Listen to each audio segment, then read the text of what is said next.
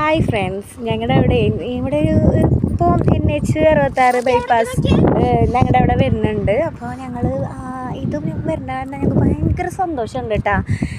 അപ്പോൾ ഞങ്ങളെ വീട്ടിലേക്ക് പോണ വഴിയാണ് ഇതാണ് കേട്ടോ. ഞങ്ങളുടെ വീട്ടിലേക്ക് പോണ ഈ റോഡാണ് കേട്ടോ. അവിടെ നിന്ന് കുറച്ചായിട്ട് പോയാൽ നമ്മുടെ വീട് വരുന്നത് കേട്ടോ.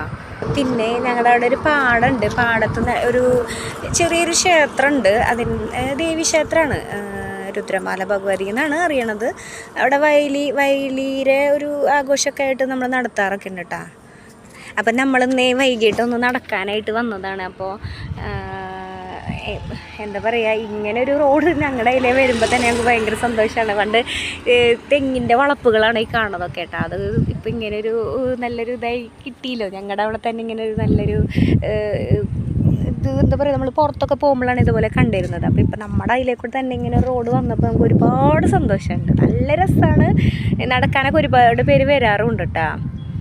അപ്പം അതേ അമ്മയും പൊന്നൂസും പൊന്നൂസല്ല ചിന്നൂസും ദേ ഇവിടെ നിൽക്കുന്നുണ്ട്.